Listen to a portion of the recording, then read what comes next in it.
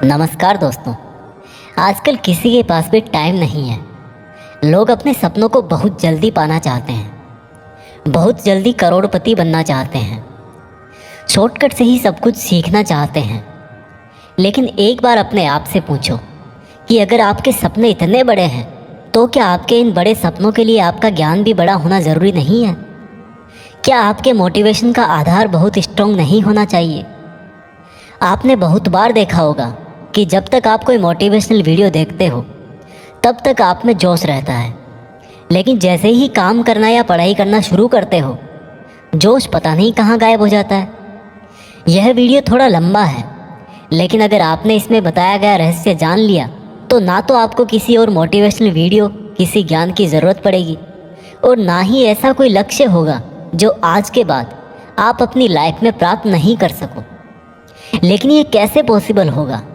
इसके लिए आपको शांति से बैठ के, आंखें बंद करके इस वीडियो की पूरी बातों को जब तक समझ में ना आ जाए तब तक बार बार सुनकर अपनी थॉट्स में बिठा लेना चाहिए। और अगर आप इस वीडियो को बीच में छोड़ के जाना चाहते हो तो कृपा करके आप इसको अभी स्किप कर दें, क्योंकि अधूरा ज्ञान बिना ज्ञान से भी ज़्यादा खतरनाक होता है। और खुद भगवान श्री कृष्ण ने गीता में कहा है कि कभी भी उस इंसान को सेक्रेट ज्ञान ज़बरदस्ती नहीं देना चाहिए जो उसको लेना नहीं चाहता।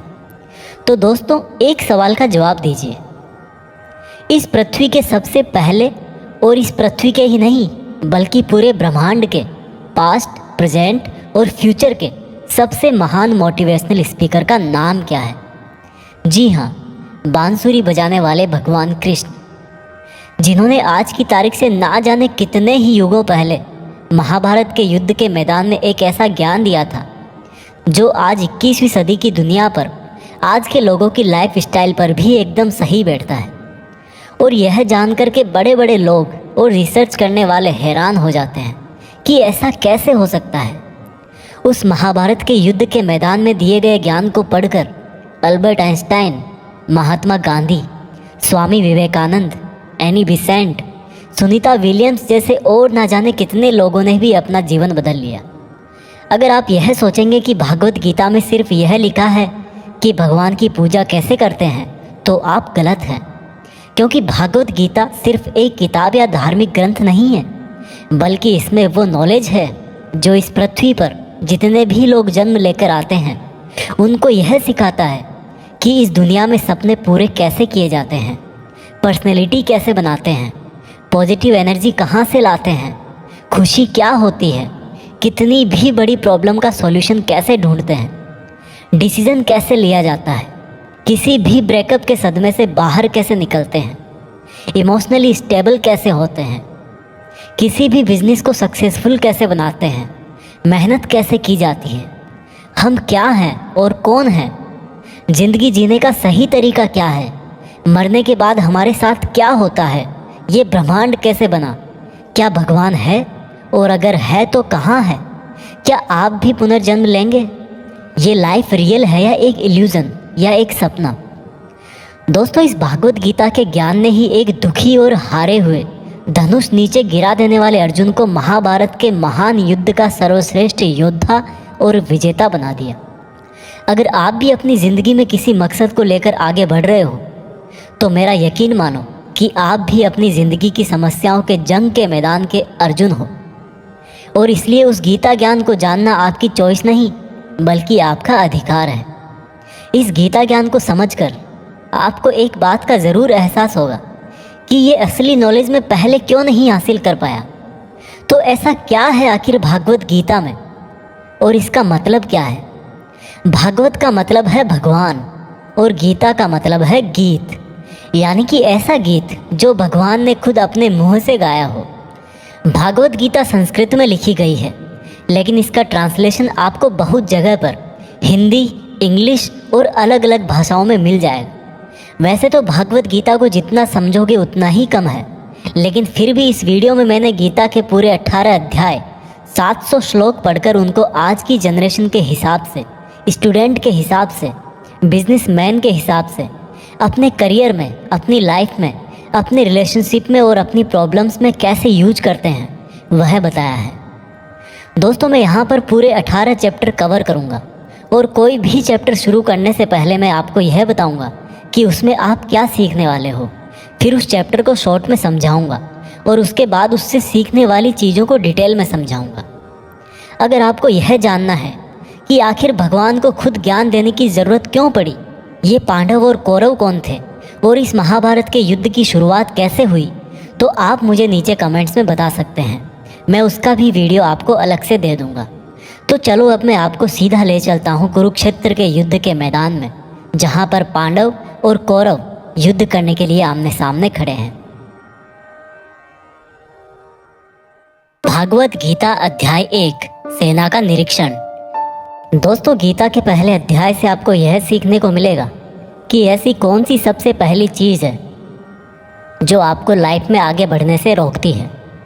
भले ही आप में बहुत नॉलेज हो, आप में बहुत काबिलियत हो, लेकिन उस एक चीज़ की वजह से आप सही डिसीजन नहीं ले पाते और अपना काम नहीं कर पाते हैं। इसके साथ साथ सपने से हकीकत में इंसान कैसे बदल जाता है वह भी हम जानेंगे। कौरवों में दुर्योधन बहुत खुश हो रहा था। उसके पास बहुत बड़ी सेना थी। भीष्म पितामह थे, गुरु द्रोणाचार्य और गुरु कृपाचार्य जैसे बड़े बड़े योद्धा थे। पांडवों की सेना में अर्जुन, भीम सहित 5 पांडव, भगवान कृष्ण, अभिमन्यु, द्रौपदी के 5 पुत्र आदि थे। अब यह युद्ध पूरी तरह से पारिवारिक युद्ध ही था। पांडवों और कौरवों के लिए गुरु द्रोणाचार्य और कृपाचार्य दोनों एक ही थे। दादा भीष्म भी एक ही थे। साथ ही साथ पांडव और कौरव दोनों खुद भी चचेरे भाई थे, लेकिन हर कोई जीतने के इरादे से आ रखा था। रणभूमि में जब जोर से युद्ध की घोषणा के लिए शंखनाद हुआ तो अर्जुन ने अपने सारथी भगवान कृष्ण से कहा कि हे कृष्ण, मेरे रथ को दोनों सेनाओं के बीच में एक बार ले जाकर के खड़ा कर दो, ताकि मैं ये देख सकूं कि मुझे किनको मारना है। ऐसा सुनकर भगवान कृष्ण ने अर्जुन के रथ को कौरवों की सेना के सामने वहां पर ले जाकर के खड़ा कर दिया, जहां पर कौरवों की सेना में अर्जुन के दादा भीष्म पितामह और गुरु द्रोणाचार्य खड़े थे। और गुरु द्रोणाचार्य ने ही अर्जुन को तीर चलाना भी सिखाया था। अर्जुन ने युद्ध के मैदान में जिधर भी देखा वहां दोनों तरफ ही सिर्फ परिवार वाले नजर आ रहे थे। ये देखकर अर्जुन बहुत दुखी हो गए और कृष्ण से बोले, यहाँ तो हर कोई मेरा सगा संबंधी ही है, मैं अपने ही लोगों को युद्ध में नहीं मार सकता। मुझे इस राज्य के लिए तो क्या, अगर कोई तीनों लोक भी दे तो भी मैं ऐसा युद्ध नहीं करूँगा जिसमें मुझे अपनों को ही मारना पड़े। इस तरह से अर्जुन पूरे दुखी होकर और खुद को कोसते हुए अपने धनुष को छोड़कर रथ में वापस जाकर बैठ गए। दोस्तों, गीता के इस फर्स्ट चैप्टर से हमें यह सीखने को मिलता है कि वास्तविकता सोच से अलग होती है। हमें नहीं पता होता है कि जब हम कोई काम करने का इरादा लेकर जा रहे होते हैं तो वहाँ पर क्या हो सकता है। जब हम किसी बुरी चीज़ का सामना करते हैं तो हम संयम खो बैठते हैं और घबरा जाते हैं, और घबरा जाने के बाद हम हमारा ही असली रूप भूल जाते हैं। भले ही अर्जुन युद्ध कला में मास्टर थे और भले ही वो युद्ध करने के लिए मैदान में धनुष उठाकर चले आए, लेकिन युद्ध सिर्फ हथियारों के चलाना जानने से नहीं होता। उसके लिए इरादे भी चाहिए होते हैं, इमोशनल स्टेबिलिटी चाहिए होती है। मैदान में आकर अर्जुन को अपनी ड्यूटी से ज़्यादा फैमिली और गुरुओं से मोह हो गया और उससे फिर वो दुखी हो गए। वो युद्ध करने का डिसीजन नहीं ले पाए। इससे यह भी सीखने को मिलता है कि ज़िंदगी में हमें हमारा कर्म करने से सबसे पहले रोकने वाला कोई होता है तो वो है हमारा मोह, यानी कि अटैचमेंट। आप सुबह जल्दी उठ सकते हो, लेकिन आपको नींद और आलस्य का मोह होता है।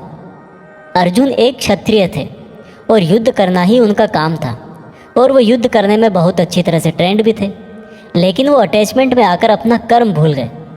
इसलिए अगर लाइफ में आपको चुनौतियों से लड़ना है तो आपको अपने अटैचमेंट को सेक्रीफाइस करना आना चाहिए। दोस्तों, इसको आप इस तरह से भी समझ सकते हो। मान लो आप किसी से बहुत प्रेम करते हो, लेकिन वह मनुष्य आपके प्रेम की कदर नहीं करता। ऐसे में आपको उसका प्रेम पाने का मोह नहीं होना चाहिए, क्योंकि अटैचमेंट किसी भी तरह का हो, जब तक वो है आप अपनी लाइफ के अर्जुन नहीं बन पाओगे।